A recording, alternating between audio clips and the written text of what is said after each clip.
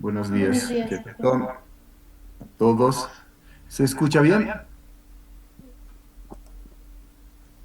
Sí, doctor. Sí, doctor. Vamos a hacer la prueba de si se ven las imágenes antes de comenzar la clase.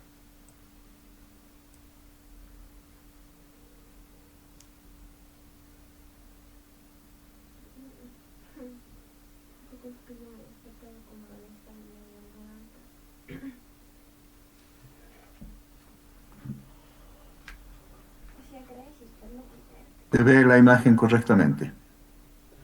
Sí, doctor. Gracias.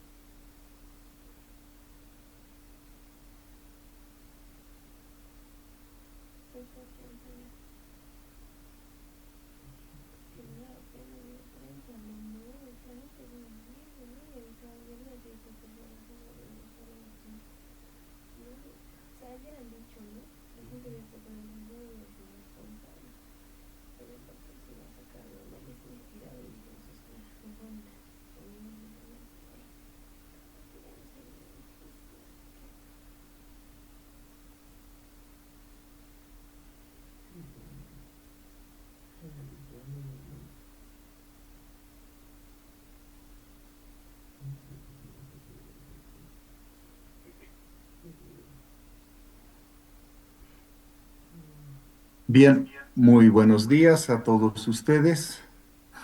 Vamos a dar inicio a nuestra segunda clase, luego del día de ayer, nuestra clase inaugural. Vamos a iniciar nuestra actividad con lo que hoy vamos a hablar, que es el ciclo del medicamento.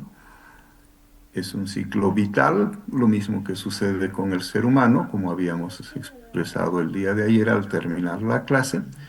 Y luego vamos a hacer una serie de consideraciones previas a la realización del segundo capítulo del tema de introducción, que corresponde a la parte de la farmacoterapia razonada, el razonamiento clínico y la característica de lo que se llama medicina basada en evidencias. Bien, vamos a dar inicio a nuestra actividad con la presentación de las diapositivas correspondientes.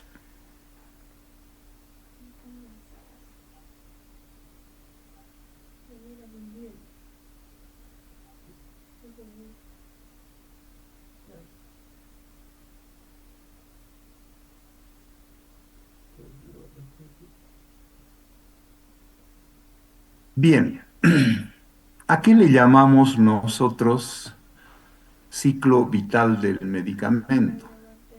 Como expresábamos el día de ayer, le llamamos, igual que a los seres humanos, a todo el proceso en que da lugar a la creación de un algo nuevo, en el caso de los seres humanos, de lo que consideramos nuestra progenie o nuestros descendientes.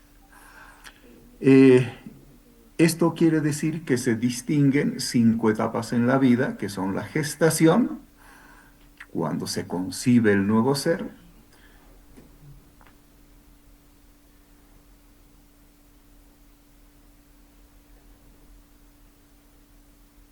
Perdón, voy a volver un poquito porque nos recuerda la computadora que debemos llevar adelante la grabación. Recording in progress. Ahora sí, estamos listos.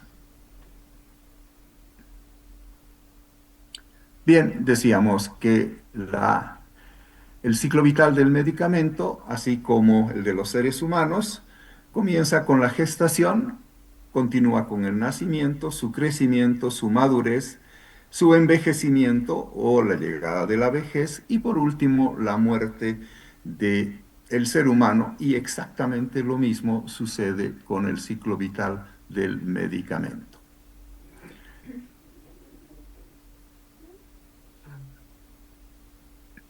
Cuando hablamos de la gestación, este es un proceso de innovación permanente, que quiere decir que es un proceso que se realiza en forma continua, como la producción de los seres humanos es continua, permanente, es en forma cada vez más numerosa, ya que el número de seres humanos va aumentando en el sistema logarítmico. Lo mismo pasa con los medicamentos. De hace años que se conocían unos cuantos, hoy día son millones de medicamentos que se conocen y en general estos, en su buena parte, lamentablemente con los que se llaman su nombre genérico, tienen que ser aprendidos por el estudiante, lo que quiere decir que en el léxico que ustedes van a tener son alrededor de 1.200 a 2.000 medicamentos, nombres de medicamentos que van a tener que aprender de los miles de medicamentos que existen. Debido a que existen también una serie de medicamentos, debido a que existe una amplia variedad de moléculas orgánicas que pueden llegar a transformarse en los fármacos, medicamentos o drogas. Hemos dicho que en algún momento de la exposición de estos temas vamos a ver la diferencia que existe, pero que estos términos fármacos, medicamentos o drogas los utilizamos como si fueran sinónimos, aunque no lo son, pero los utilizamos como sinónimos frecuentemente dentro del argot de la terminología médica. La gestación de un fármaco contempla 4 fases. Estas 4 fases se van dando de acuerdo a que existe una fase llamada preclínica, una fase llamada de la fase ya clínica, una de farmacovigilancia, quiere decir hay que saber qué características tiene el fármaco, vigilarlo continuamente. Como verán, lo mínimo que puede llevar la producción de un fármaco son una década más o menos, generalmente 2 décadas, quiere decir 20 años. En el único momento que existió una tremenda variación en este sentido fue en la aparición de la vacuna contra el COVID, que se tuvieron que vulnerar todos los conceptos que habían porque la población se moría en grandes cantidades y había que hacer lo que se hizo, que vulnerar las reglas y de esa forma que aparezca el medicamento, como ustedes vieron, en meses ya teníamos la posibilidad de haber empezado a utilizar, entre comillas, las vacunas con grandes problemas, con grandes inconvenientes, pero al final con posibilidades de haber sucedido lo que ha sucedido, que fue el empezar el manejo del conflicto como fue el COVID. Y por último, después de la farmacovigilancia, obviamente está todo el procedimiento donde nosotros vemos qué es lo que sucede con el fármaco, si este continúa, habíamos dicho ayer de la aspirina, que viene por 5.000 años ya, y que se mueren muchos fármacos, la talidomida, un año después de haber sido fabricada y vendida, y gracias a Dios, gracias a que las alteraciones que producía eran demasiado claras y no eran frecuentes, porque si hubiera sido algo frecuente como si produjera un resfrío, la figura sería algo diferente. Entonces, vamos a ir estudiando cada una de estas fases. En la fase número 1, el objetivo es verificar la seguridad y la acción. Cuán segura es la acción que tiene una sustancia a la que llamamos candidata en convertirse un medicamento. En general, para este periodo se utilizan obviamente los animales de inicio y si se ve que existe un fármaco nuevo que tiene seguridad y una acción que quiere ser demostrada y es muy utilitaria, entonces se puede lograr, gracias al Código de Nuremberg, haciendo todas esas reglas, la utilización de los voluntarios. En la fase 2, el fármaco aspirante es probada en pequeñas poblaciones de personas. Generalmente estas poblaciones son aquellos que van a voluntariamente someterse a los trabajos de investigación para la ayuda a la humanidad en general. En el caso de los voluntarios, en general se utiliza gente que está ubicada, qué sé yo, que tenga condena de muerte porque está en las cárceles y por lo tanto, si pasara algo, bueno, simplemente se adelantó el momento en que debería dejarnos. Estas pequeñas poblaciones que padecen una enfermedad X o Z o una afección que nosotros buscamos a tratar, conforman el grupo en que se va a manejar el fármaco desde el ámbito de su utilización clínica, porque obviamente está utilizado dentro de lo que es una enfermedad o una afección que se tenga. La fase 3 son las pruebas en gran escala, van subiendo como vamos a ver en un diagrama, el número de personas en forma también logarítmica para ir viendo si se puede o no utilizar y de esa manera comprobar la eficacia que tiene el fármaco. En el momento en que estamos en la fase 3, ya se escribe, se estructura una monografía. En el caso de mis estudiantes de farmacología práctica, para la primera práctica ya tienen que ir pensando en la monografía que van a hacer respecto a los fármacos con las indicaciones que les damos. Así más o menos se va a entender muy claramente a qué se refiere una monografía. En la fase número 4, algunos de los medicamentos que se llaman fase post-aprobación del fármaco, se ve que en grandes poblaciones, en grandes grupos de pacientes, se llaman en inglés trials y en general hoy día en el argot médico utilizamos ese término cuando son muchísima gente, varios países, varios continentes, participan de trabajos de investigación y podemos llegar a millones de personas y ver qué es lo que sucede, esas millones de personas registrados científicamente y por lo tanto se puede llegar a conclusiones mucho más certeras. Y también estos trials se realizan por mucho tiempo, quiere decir investigaciones de años, no investigaciones de días o meses, sino de años y generalmente pasados los 3, 4 años de investigación con toda la rigurosidad de la ciencia, métodos doble ciego y con todas las características de una investigación científica del más alto nivel para que se pueda lograr la llamada medicina basada en evidencias. ¿Qué es lo que se hace en la fase 4? Se certifica y se ve nuevamente que existe seguridad y eficacia en el producto que se ha creado y por lo tanto puede seguirse utilizando y o puede irse reformulando de la forma que sea más efectivo, ya sea en su farmacocinética o en su farmacodinámica, modificando hoy en farmacología molecular, modificando cada uno de los elementos que componen la fórmula química.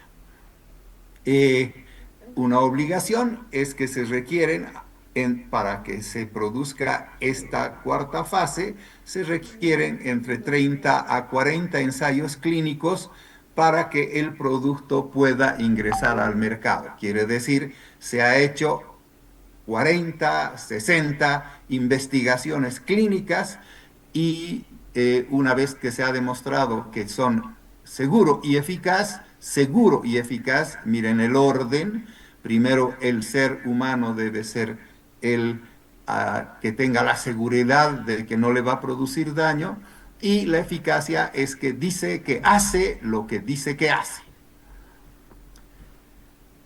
Si nosotros lo vemos en el diagrama, los ensayos clínicos comienzan en la parte preclínica, luego pasa a la fase 1, donde existen entre 20 a 100 participantes.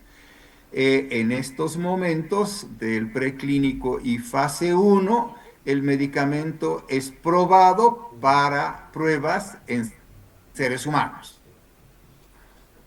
Cuando pasamos a la fase 2, ya pasan de 100 a 1000, 10 veces más el número de participantes. En el caso de la fase 3, pasan a 3000 y el medicamento ya está siendo presentado, estructurada la investigación, publicadas las investigaciones realizadas, sus resultados en forma importante y se lo somete a la aprobación. Aquí dice Food Drug Administration, que es la FDA, que Trump ya dice que la va a cerrar, no entendemos el por qué, pero la Food Drug Administration es obviamente la que encargada en Estados Unidos y que nos sirve a casi todo el continente americano como referente si el fármaco, si está aprobada por la Food Drug Administration, se puede ser que sea un fármaco de muy buena utilidad. Existen instituciones también en Europa, en Asia, en África, en Australia, en muchos lugares, en muchos países también que tienen esta institución. En Bolivia tenemos uno que prueba, pero que no necesariamente nos da las características o tiene las características de una institución tan grande como la Food Drug Administration, que es el laboratorio donde se prueban los medicamentos, que es en INLASA. Y la encargada además de aceptarlos para la utilización en el país. Luego que se ha pasado, como hemos dicho, de la revisión de la Food Drug Administration, se pasa a la cuarta fase, si la aprueba la FDA, en ese momento sí se dice que el medicamento ha sido aprobado y se empieza a trabajar con los primeros 1000 participantes que se pueden volver 2000 y luego hasta hacer millones de personas en algún caso específico, cuando seguramente el fármaco necesita también mayor tiempo de prueba. Como ustedes verán en este diagrama, lo que nosotros vemos es todo el procedimiento en que el fármaco debe sufrir el trabajo de investigación para tramitar el permiso correspondiente para la utilización del fármaco en seres humanos. Una vez que este procedimiento ha sido terminado, en ese momento ya se puede, llegada a la fase 4, iniciar la comercialización y requiere, en el caso, como decimos, de esta institución, que puede ser una nación, que realiza la administración de las pruebas. Comienza en pruebas por animales, se hace un perfil farmacológico para saber y determinar las acciones útiles y tóxicas del fármaco y qué mecanismos se tiene. En general se utilizan ratones, ratas, perros y otros animales, hoy día bajo condiciones muy especiales, porque el respeto no solo se debe hacer con los seres humanos, sino también con los animales y también con la naturaleza. Por lo tanto, cada vez las acciones se vuelven más rígidas, pero también es cierto que hoy día se fabrican, la mayoría de los fármacos se los fabrica a través de la invención del ser humano y la formulación específica del fármaco de acuerdo a la necesidad y no se tiene que probar miles de sustancias. Por ejemplo, cuando me tocó investigar el locoto y mandé las pruebas al Japón, para ver su actividad sobre, como gastroenterólogo en la parte gastroenterológica, sobre la úlcera. Y cuando me respondieron los japoneses, me dijeron cuál de los 2000 componentes que tiene el locoto se lo investigamos, lo que indica también la dificultad enorme que se tiene en un trabajo de investigación, porque hay que investigar si son productos naturales los 1000 componentes que tiene ese producto natural. Se ve también principalmente la toxicidad reproductiva, se ve la toxicidad crónica a largo plazo y luego de esto ya se pasa una vez que los ratones, las ratas, los perros, los conejos, los que hayan sido investigados, estos no les ha pasado gran cosa o porque tampoco se puede extrapolar al 100%. Entonces se empieza en la fase de los seres humanos, la fase 1, para ver la utilidad, la farmacocinética y los efectos tóxicos que se tienen. Se utilizan 25 a 30 voluntarios, normalmente pagados. Uno de los pagos en los voluntarios que han sido, que estaban presos, por ejemplo, es disminuir sus tiempos de condena probablemente. La fase 2, determinar la eficacia del fármaco en la enfermedad blanco y bajo condiciones altísimas de control, se lo hacen cientos de pacientes que tengan la enfermedad que corresponde. En la fase 3 se determina la enfermedad blanco sobre condiciones del uso frecuente, por lo tanto ya tienen que ser cientos a miles de pacientes. Pasada esta fase y tenido todas las características necesarias, presentados los trabajos de investigación a la institución encargada de aprobar el fármaco, pasa a la cuarta fase, donde se realiza la vigilancia de las toxicidades que se reportan durante el uso normal. Esto, por lo tanto, ya en pacientes en general, como corresponde. Una vez que se ha gestado el producto, se ha llegado a la cuarta fase, el nacimiento del nuevo fármaco podemos decir que es cuando se han superado todas las pruebas iniciales exigidas, todas con rigurosidad científica. La partida de nacimiento como el certificado de nacimiento de ustedes es exactamente lo mismo en el fármaco, un registro frente a una autoridad reguladora de característica nacional, en muchos casos también internacional o continental. Todos los obstáculos de laboratorio deben haber sido superados para lograr este registro que se realiza de un nuevo producto, así nace este producto, donde primero ya su seguridad es la que se demuestra como importante, pero primero es la eficacia. Ya no solamente tiene que ser seguro, sino ser eficaz. Y en tercer plano está la calidad del producto, porque luego va mejorándose a través del tiempo gracias a su farmacocinética y a estudios de farmacodinámica, va mejorándose la calidad del producto como su seguridad y su eficacia.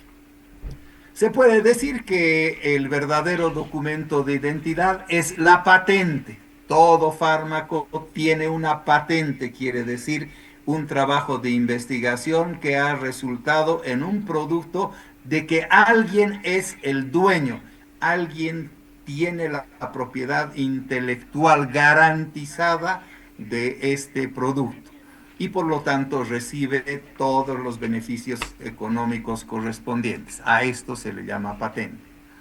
Significa, por lo tanto, que se hace la patente del compuesto principal de un fármaco. ¿Por qué? Porque un fármaco cuando se convierte en medicamento, tiene varios componentes.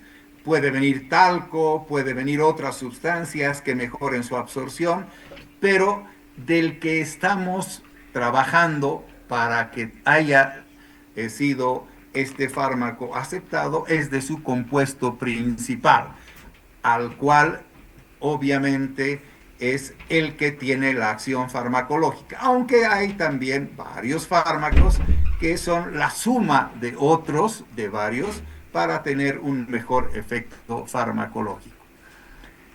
Cuando se da origen al medicamento, verán la diferencia de la nominación. Hablamos del fármaco cuando hablamos de el documento del primer que le da la propiedad intelectual, y este medicamento puede presentarse con otro fármaco idéntico y no se puede hacer la aceptación. No puede haber patentes de dos sustancias que tienen el mismo compuesto principal. La ceremonia, como el ser humano del bautismo de un medicamento, es la fiesta del marketing. Quiere decir, ¿qué nombre le vamos a poner? Como en la casa todos se ponen a ponerle nombre al nuevo hermano, al nuevo hijo, al nuevo miembro de la familia. Lo mismo se hace, se ve que sea corto, que pegue, que se entienda, que diga lo que aparentemente hace, y así sucesivamente, en toda una labor que hoy es la fundamental dentro de la parte empresarial, que es la del marketing. En esto participan médicos, se involucran el financiamiento, existen varios congresos, varios eventos de los médicos, así como de propaganda, revistas especializadas, puntabolas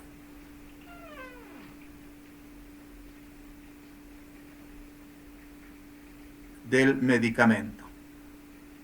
Existe un periodo de patente que generalmente es alrededor de 20 años, más o menos igual, como decíamos el día de ayer, los mismos 20 años que tardó en producirse, en poder lograr la aceptación, se le da a la fábrica, a la empresa, a la persona que ha logrado ese fármaco, se le da 20 años para que se reciba la protección de la patente. Comienza cuando se registra el fármaco en la oficina de patentes, que obviamente no necesariamente es cuando empieza a venderse en las farmacias, que todavía recibe todo un proceso de marketing que algunas veces toma entre meses y años en algunas oportunidades. Luego que ha nacido el medicamento, ha empezado su venta, en otras palabras, el periodo en el cual genera los ingresos crecientes para los laboratorios que los creó, siempre recordando que estos ingresos están compensando los gastos que se hacen en la investigación para la producción de este o descubrimiento de este nuevo fármaco. Luego de haberse hecho esto, se incorpora a la lista de productos que pueden ser financiados con recursos públicos o recursos de los colectivos, como le llaman a las poblaciones, hablando en la parte del marketing. Siguen haciendo los estudios clínicos, se incrementa el conocimiento y se hacen evaluaciones farmacoeconómicas. Obviamente a nadie le gusta que le coloquen inyecciones y preferiría tomarse un fármaco, o como van a ver en farmacocinética, en la administración de los fármacos, tampoco sería tomar, no es lo bueno, a un supositorio es una obviedad que es mejor tomarse una pastillita, pero mejor colocarse un parchecito hoy y que ese parchecito te tenga 40 días con el fármaco haciendo su efecto, y no tener que estar cada 8 horas, cada X número de tiempo, o en forma X a tal hora, cada 12 horas tener que tomarlo el fármaco, despertándote a la mitad de lo que estuvieras de tu sueño. Estas evaluaciones farmacoeconómicas también van influyendo sobre la parte farmacocinética y la farmacodinámica. Cuando se ha envejecido, quiere decir cuando ya ha pasado el tiempo, los medicamentos tienen dos vías alternativas. Una, en casos de envejecer, significa que obviamente la empresa ha ganado grandes cantidades de dinero y que si se logra mantener, va a llegar hasta los 20 años recibiendo solo ellos los beneficios de la patente. Si este fármaco ha aparecido otro con otra molécula química, otro compuesto principal, si ha aparecido este nuevo y empieza a venderse menos y los costos de producción son menores que las ventas y su propaganda no ha podido lograr lo que se hace con la Coca-Cola, que aunque no sirve para absolutamente nada farmacológicamente hablando, o hoy día en el sentido de alimenticio, más bien es un conflicto, pero sirve para quitarle el sarro a las cosas, para limpiar baños, para eso sirve bastante la Coca-Cola, pero trae conflictos en salud. En ese caso, obviamente, la fábrica decide que el fármaco sea retirado del comercio o la patente comercial expira y cada cual puede utilizar la fórmula química que fue expresada en los trabajos de investigación y convertir en diferentes versiones que puedan ser, porque han pasado 20 años, mucho más económicas y en general, cuando el fármaco ya ha pasado 20 años de su patente, en general los precios han bajado al 40%.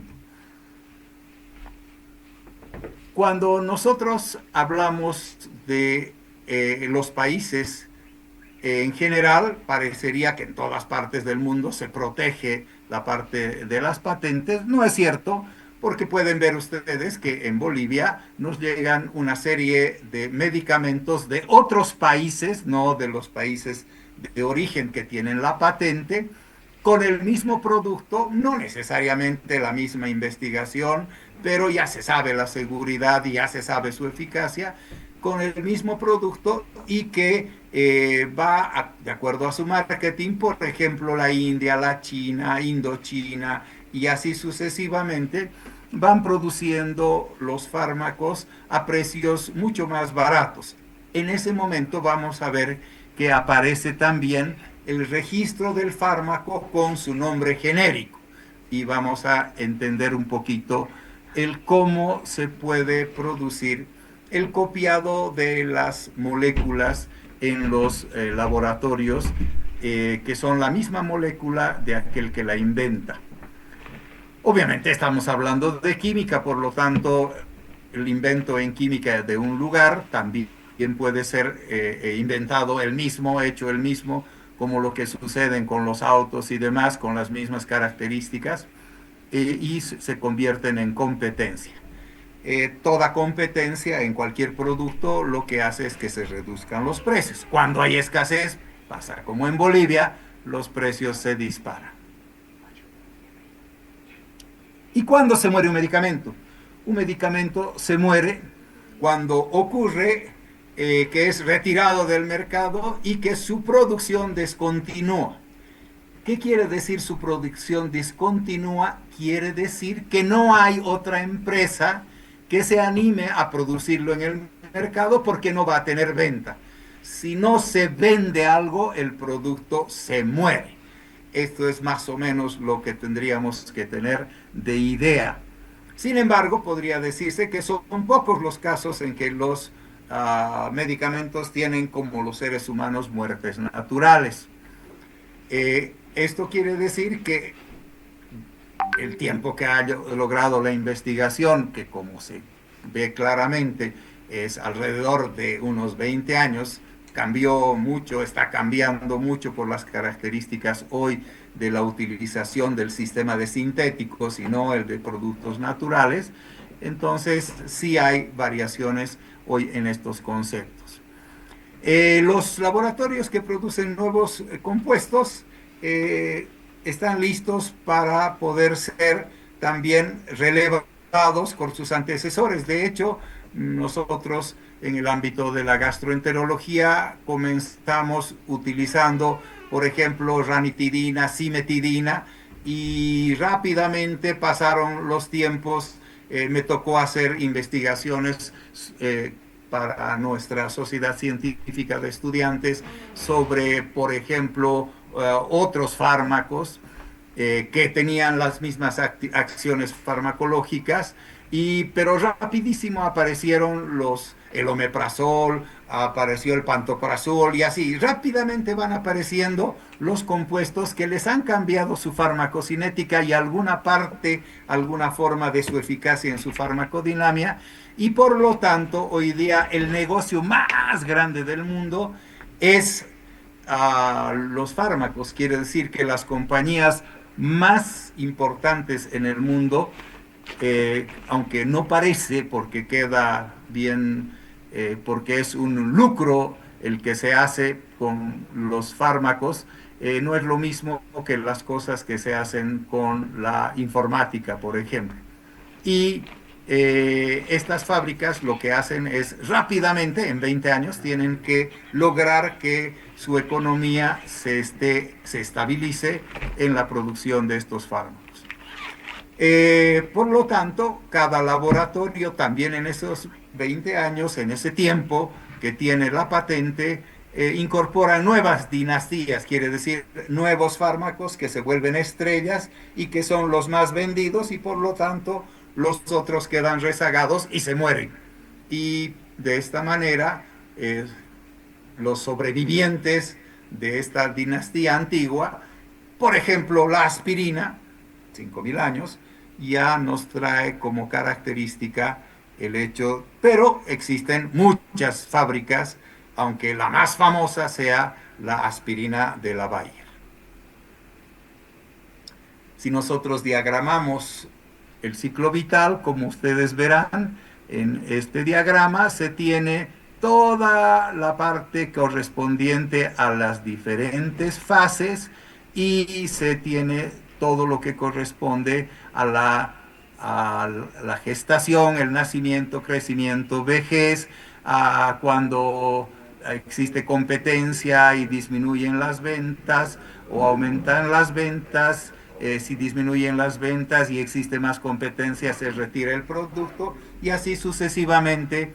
Todo esto se realiza gracias a una llamada farmacovigilancia, que es lo que nosotros vamos a ver a posteriori. También lo que se ha hecho en lo que es la ATC, que es la Anatomical Therapeutics Chemistry, la Chemical Classification of the Systems. En este caso, lo que nosotros vemos en los medicamentos es que los tenemos que clasificar para qué lugar sirven, y también estos medicamentos son los que van a estar clasificados dentro de los llamados fármacos de los libros de farmacología. Fármacos del aparato digestivo, en la sangre, cardiovascular, dermatológicos, sistema nervioso central, parasitológicos, órganos y obviamente el de varios. La clasificación jerárquica, esta que les estamos mostrando, corresponde a la Organización Mundial de la Salud, y que generalmente está basada primero en el sitio de acción, luego sus características químicas, farmacológicas y por último terapéuticas. Y como ustedes ven, hay 14 grupos en los cuales más o menos son los mismos que utilizan para el aprendizaje de la medicina en los libros de farmacología. Recordándoles que el Katsum no necesariamente es un libro hecho para estudiantes, sino aparentemente es para que los médicos que necesitan ejercer su profesión puedan revisar y actualizarse en general todo el tiempo leyendo estos libros que son de farmacología básica y clínica. Para hacer la clasificación se tiene todo este diagrama bastante complicado, donde se tiene la parte numérica, la parte alfabética y demás, exactamente como te clasifican en el supermercado para realizarte la venta de los productos con las famosas barritas y que tiene que ver con cada uno de los órganos y que tiene que ver con los grupos anatómicos, terapéuticos y así sucesivamente hasta llegar al principio activo. En la clasificación se tiene en cuenta el valor intrínseco de terapéutico potencial, o sea, cuánto vale el fármaco por la potencialidad terapéutica que tiene, a lo que se llama el BITP, el BIP.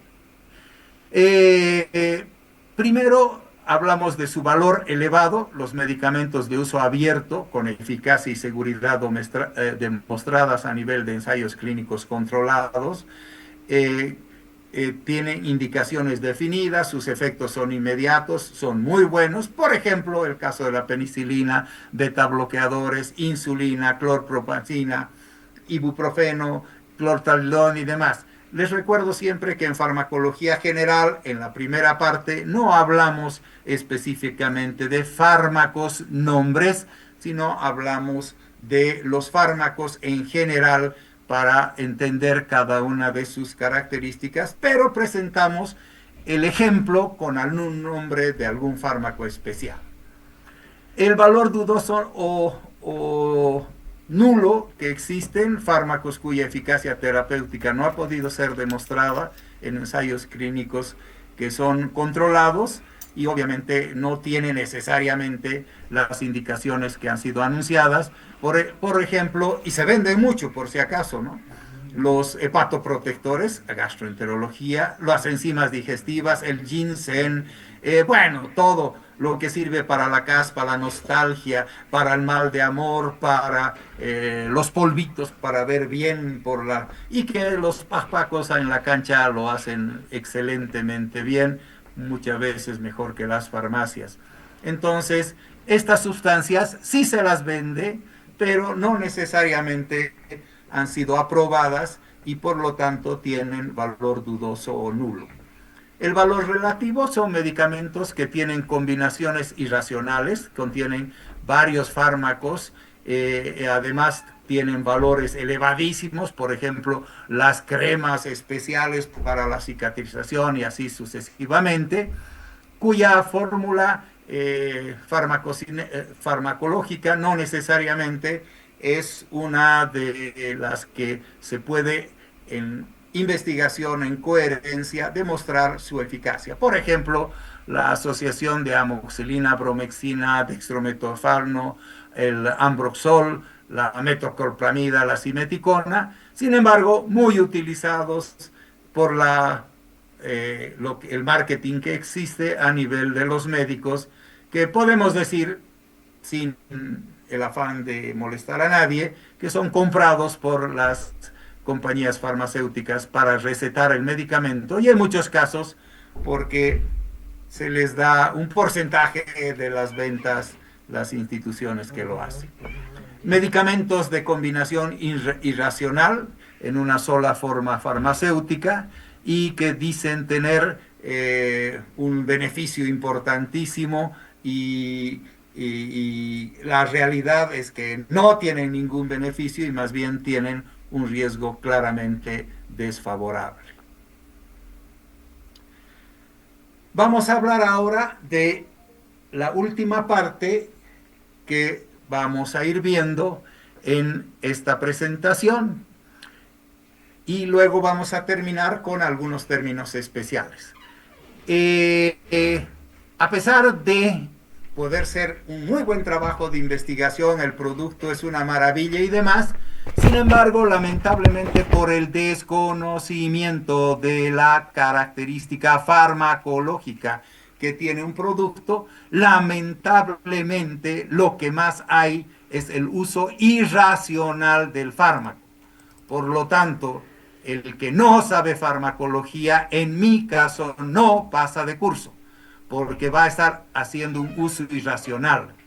El uso inapropiado de los fármacos prescritos es un problema muy frecuente y grave, de lo cual somos responsables las facultades de medicina y los profesores de farmacología. No trato de incluirme en ese grupo y por eso puedo ser maldito, hijo de tal, y todo lo que se dice de aquellos que tratamos de prestigiar nuestra profesión y no de desprestigiarla como hoy pueden verla. Y por lo tanto, imaginen la cantidad de muertes que producimos. Alrededor de 200,000 muertes, 9 millones de hospitalizaciones y gastos de 76 billones de dólares anualmente.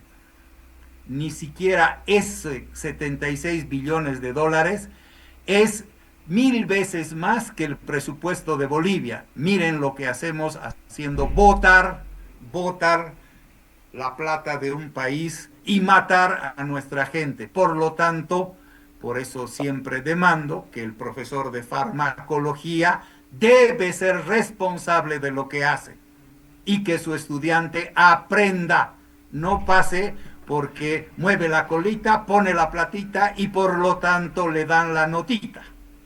Los fármacos son la tercera causa de muerte después del cáncer y los problemas cardiovasculares. En las estadísticas, la Organización Mundial de la Salud muestra que en el mundo más del 50% de todos los medicamentos se recetan, se dispensan o se venden en forma inadecuada. No solo erramos los médicos, también las farmacias, también en la parte bioquímica.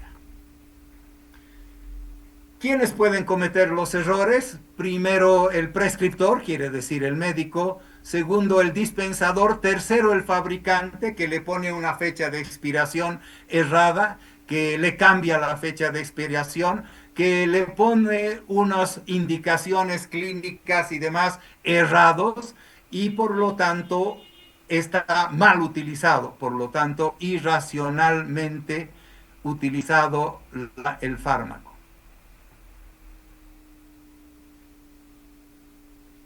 Perdón.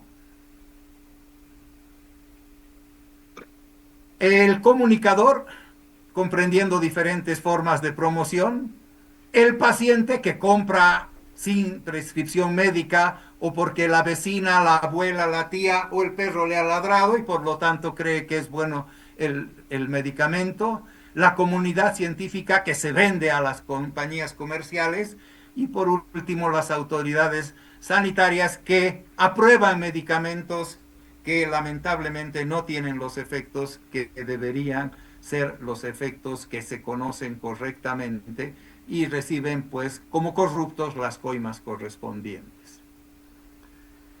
¿Qué tipos de prescripción irracional existen? Las prescripciones de medicamentos pueden ocurrir en forma incorrecta, inadecuada, excesiva, innecesaria para tratar enfermedades. Darle demasiado cantidad de un fármaco creyendo que eso lo va a ayudar y lo único que hace es intoxicarlo. Por lo tanto, una prescripción incorrecta es aquel que receta un medicamento equivocado, porque su diagnóstico estaba equivocado, porque no tiene los conocimientos necesarios para darle eso y le da para la caspa o la nostalgia, le da exactamente el mismo producto porque no sabe qué es lo que tiene que hacer. Le da una vía inadecuada para la administración en una forma totalmente inadecuada y generalmente una preparación incorrecta en las condiciones como se almacena lamentablemente en las farmacias o cuando nosotros hacemos las llamadas vacunas.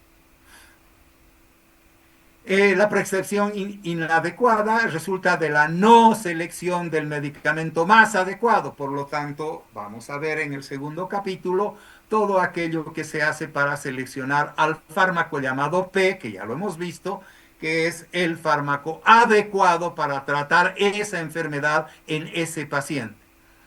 Este medicamento se prescribe porque existe lamentablemente costo raro o escaso y a veces se prescriben medicamentos de menor costo y que no sabemos si es seguro o efectivo. El caso que decíamos de los que no tienen la patente, pero son países que lo producen porque no están en la seguridad que le da la protección de la patente.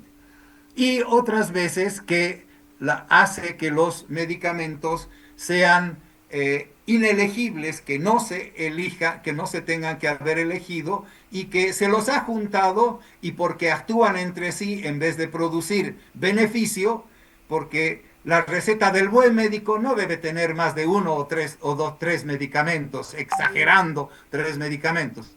Pero vemos recetas, conozco en los hospitales, en mi condición de director de hospital por más de 20 años, me ha llevado a ver miles de recetas con 12, 15 medicamentos, porque el médico no sabe darle si para la caspa, la nostalgia, el mal de amor o los malos sentimientos. Y afecta el bolsillo de los pacientes porque cree que porque paga mucho y si le receta una aspirina no va a volver el paciente a su consultorio. La prescripción excesiva es cuando el periodo es muy prolongado. En casos de antimicrobianos, se trae como consecuencia, lamentablemente, una resistencia antimicrobiana y estamos haciendo un desperdicio de recursos, ya que lamentablemente se supone que estos desperdicios, a menudo, ¿quién los paga? El paciente. No lo paga el médico. ¿Qué le importa al médico recetar excesivamente si no lo va a pagar él? Sería interesante que, como en algún tipo de medicina, socialmente hablando, es la medicina que se paga al médico por el número de pacientes sanos que tiene rápidamente y no de los pacientes que los mantiene enfermos por toda la vida. La prescripción múltiple, el uso innecesario y excesivo de varios medicamentos, múltiple quiere decir, y esto hace que haya una menor cantidad de posibilidades de encontrar cuál es el producto básico que sea beneficioso y el producto que le esté produciendo los efectos innecesarios. Por ejemplo, es el uso de un medicamento para controlar los efectos iniciales de los medicamentos principales. Esto es quizás lo lícito, pero lo ilícito es mezclar demasiada cantidad de medicamentos, recetas con 12, 10, 15, 20 medicamentos. Claro que es una exageración, pero el que no sabe cree que dándole de todo es que puede achuntarle de esa forma farmacológicamente hablando. Se receta una dosis inadecuada o cantidad insuficiente cuando se da la submedicación y esto llamamos simplemente que es una receta para la conciencia del médico y no para el bolsillo del paciente.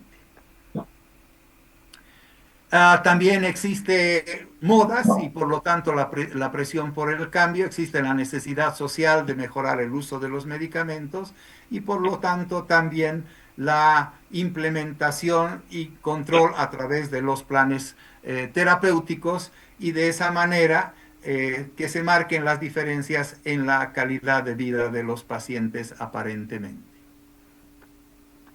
¿Qué es un plan terapéutico? Que lo vamos a ver en detalle después. Es un fármaco cuya herramienta es el médico posee para el plan terapéutico modificar el curso de la enfermedad. Quiere decir, como hoy día el plan de hacer esta clase o el plan el cronograma de actividades que hemos presentado, es algo que se hace previamente de acuerdo a las necesidades o a las reglas que se tienen. Los medicamentos son componente de un conjunto de acciones higiénicas que pueden ser dietéticas, dirigidas a obtener resultados concretos sobre la base de un diagnóstico preciso. Diagnóstico preciso. Hay que saber semiología, hay que saber fisiología para saber farmacología.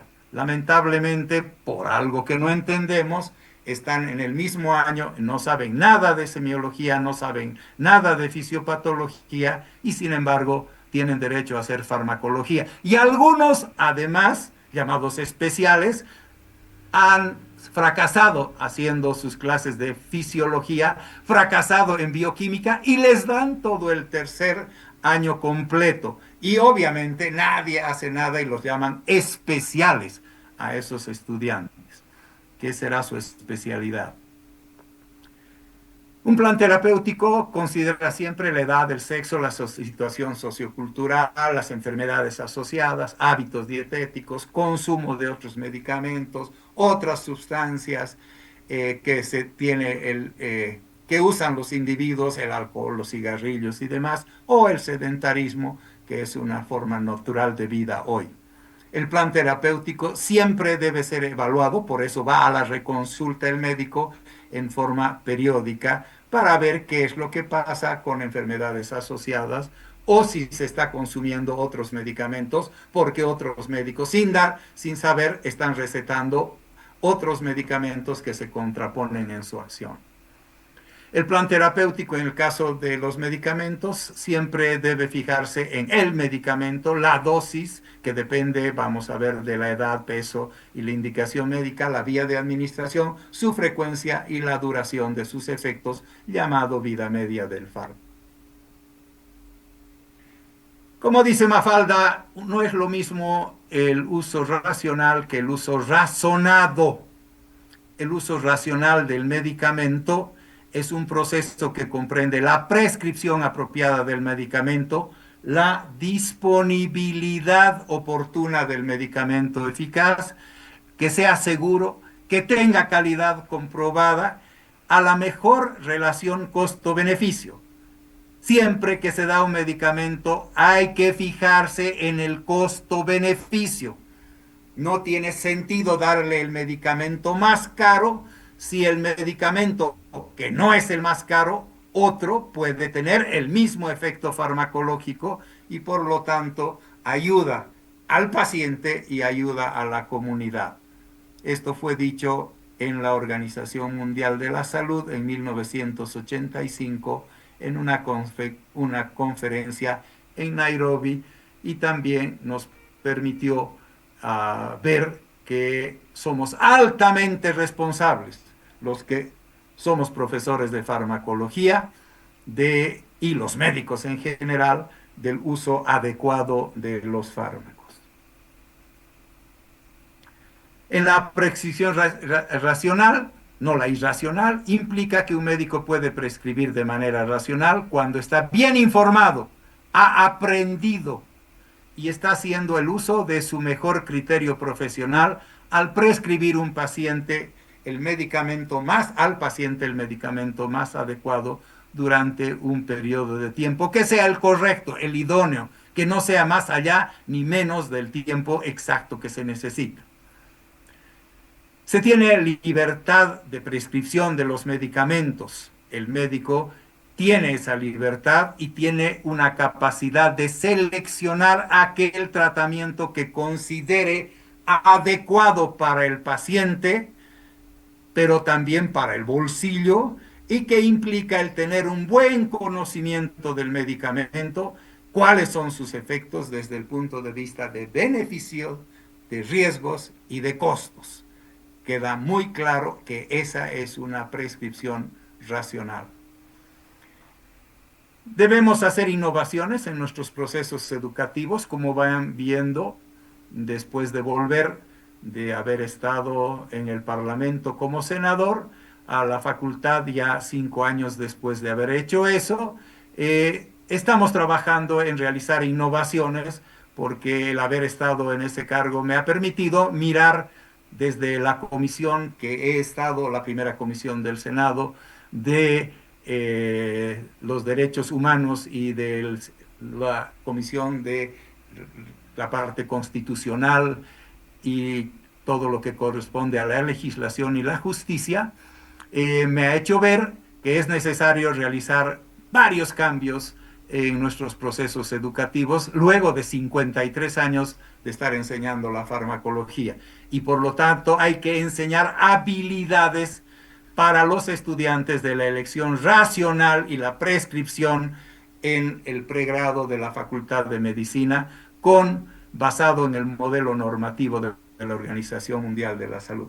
Por lo tanto, debe enseñarse farmacoterapia razonada, orientada al uso racional de los medicamentos. y pasar de una terapéutica centrada en el médico, basada en la imitación porque el de al lado lo hace, sustentada en la práctica personal y en los beneficios económicos que le trae, en una terapéutica orientada al paciente, basada en las evidencias y que sea multidisciplinaria. No puede saber de todo y no puede ser un mentolatum. El otro nuevo paradigma es el elemento clave, es el fármaco P, el fármaco que se da a la persona, por eso se llama personal. El término no solo define el conjunto de medicamentos que existen, sino el esquema terapéutico que sea comprensible para el paciente, incluyendo formas farmacéuticas y duración de tratamientos que sean seleccionados especiales los fármacos. El nuevo paradigma, la elección del fármaco P debe estar basada en una comparación científica, esta comparación científica de drogas disponibles y relevantes, usando criterios objetivos propuestos en general por la Organización Mundial y Panamericana de la Salud, con eficacia, seguridad, conveniencia y costo. Y luego, simplemente a grandes rasgos, vamos a introducirnos en aquello que hemos demandado, quiere decir hacer una farmacoterapia razonable, para que la entiendan y luego con la segunda parte de la temática la podamos llevar adelante como corresponde. ¿Qué es una farmacoterapia razonada? La que está dirigida al uso racional del medicamento, como lo define la Organización Mundial de la Salud. Recibe los medicamentos adecuados de acuerdo a las necesidades clínicas del paciente, en las dosis que corresponde en cada individuo y por el tiempo que sea adecuado y tratando de hacer al menor costo. Eso no quiere decir sacrificando al paciente, ni sacrificando obviamente su bolsillo. Ambas cosas, si no tiene para comprar, no le alcanza el dinero, no lo va a tomar el fármaco. Por lo tanto, ¿para qué le estás recetando? El uso razonado de medicamentos es imprescindible para hacer una selección del medicamento, para definir el lugar que ocupa la terapéutica, y esto es gracias a un aprendizaje de una información adecuada. Si le enseñas todo de la caspa a la nostalgia, no vamos a ayudarlo en nada para tratar su resfrío. El uso racional del medicamento, la selección del medicamento, es un proceso continuo, multidisciplinario, participativo, que se fija eficacia, seguridad, calidad y costo, y que le da el posicionamiento terapéutico con criterios de evidencia científica y de eficiencia en vez de ese lugar del medicamento, que se sepa qué lugar ocupa dentro de nuestro arsenal médico-terapéutico. Quiere decir, ¿qué es lo que debemos hacer? Porque si utilizo un cañón de un tanque para matar una mosca, la mosca se va a morir, obviamente. Pero estoy haciendo una barbaridad, otro asesinato de la economía del paciente y del intelecto de los que usan los fármacos.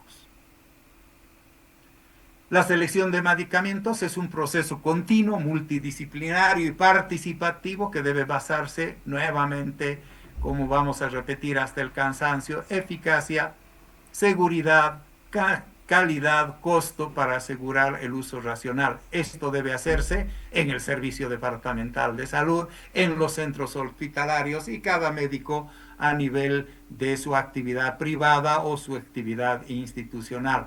Por eso hoy existen comités para el uso racional de medicamentos, así lo hemos hecho nosotros en nuestras actividades hospitalarias, preconizando que el fármaco, lamento decirlo, es un arma y por lo tanto, si no la sabes utilizar, matas, y aquel que mata debe ir a la cárcel.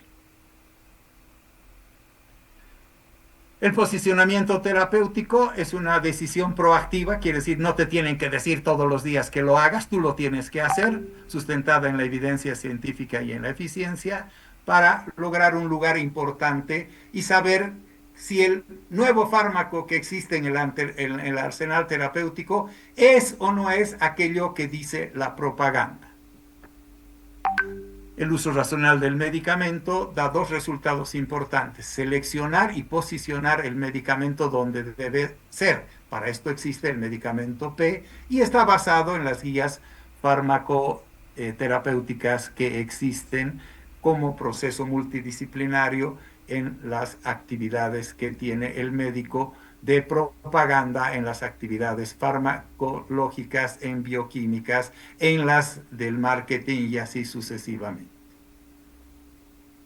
El resultado final es que se va a posicionar un fármaco, se va a seleccionar y este va a ser dado en una guía farmacoterapéutica, y esto es lo que nos dan los entornos, el servicio departamental y el centro hospitalario.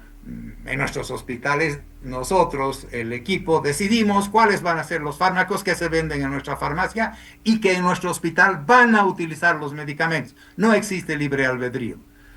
Pero el médico tiene como prescriptor la capacidad de convertirse en utilizar, según él, el medicamento P, que tiene que ver seguramente en su consultorio en una institución libre, en el sentido de que no es un centro de educación y por lo tanto se debe saber y hacer estadísticas y hacer investigación para saber si el fármaco funciona o no funciona, como dice la propaganda, que dice la propaganda. Todas estas cosas, como verán, aquí nos dicen cuánto se trabaja en número de años que se realizan, la Organización Mundial de la Salud, cómo están, cómo se realiza y cómo está distribuido. Verán que Bolivia estamos en la parte esencial de la lista de medicamentos, que tiene menos de 5 años, como verán, y los gringos, una parte de la parte europea, y Canadá están en lo que corresponde a muchísimos años en la utilización. Por último, medicamento esencial es la característica del fármaco que sirve para satisfacer las necesidades de atención en salud de la mayoría de la población. Se trata de medicamentos llamados genéricos, nuevo término, introducido por la Organización Mundial de la Salud, con una comprobada eficacia, un aceptable rango de seguridad y un costo económico accesible a la población. Este concepto ha influido muchísimo hoy en los sistemas de salud y han aportado los fundamentos de la racionalidad del uso del fármaco, no solo desde el punto de vista sanitario, sino también desde el punto de vista del terreno económico. Por eso, si ven los libros de farmacología, existe un capítulo que deberíamos incluirlo en nuestras clases de farmacología, por lo menos en su introducción, que es la llamada farmacoeconomía. Hoy un capítulo que se debe estudiar, reduciendo el impacto del gasto y liquidando a veces familias, el paciente muerto, y muerto porque un médico que recetó mal lo habría matado. Es responsabilidad de cada país el producir y tener esta idea, esta nueva innovación del medicamento esencial. Gracias a Dios nos tocó estar en el Ministerio de Salud cuando hicimos todo el formulario terapéutico nacional y llevar adelante la nueva filosofía de los medicamentos genéricos, que hoy en Bolivia sí se dan, sí se producen y sí se importan. Los medicamentos esenciales, se ha realizado el programa en Bolivia desde 1991, gracias al gobierno holandés y a la cooperación de la Organización Mundial de la Salud. Se ha producido la ley del medicamento y se han producido el suministro de los medicamentos esenciales, sobre todo para el control público. En la fase actual, la construcción del laboratorio de control de calidad de medicamentos, que ya lo hemos expresado, y este uso sirve para prevenir, aliviar, controlar, diagnosticar y curar las enfermedades.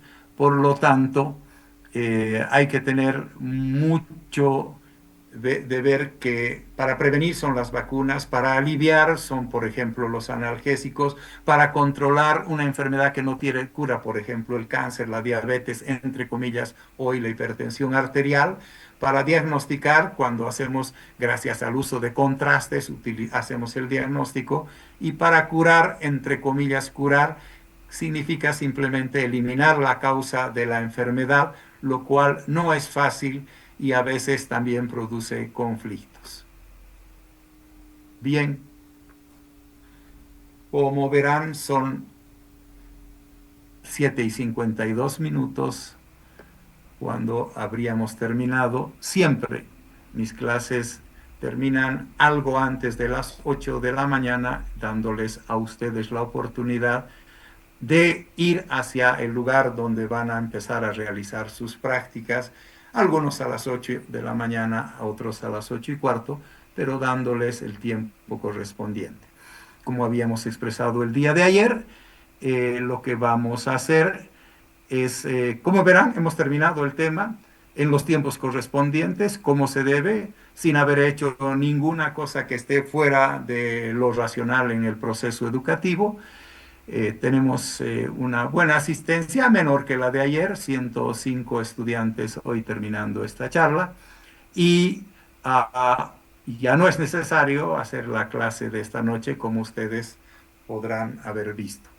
Realizaremos nuestra actividad el martes de la próxima semana, el día miércoles y el día jueves, con los temas correspondientes al segundo acápite que se habla sobre la farmacología, la terapéutica razonada y cuando veamos toda la medicina basada en evidencias.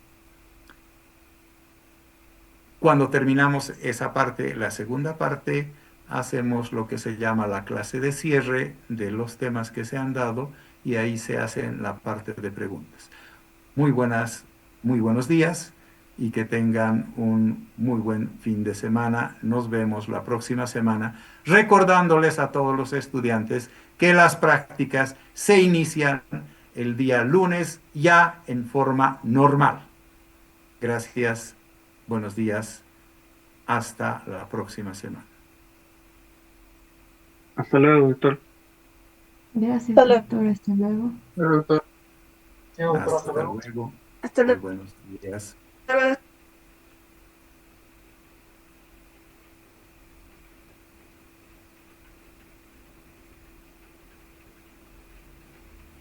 Recording stop.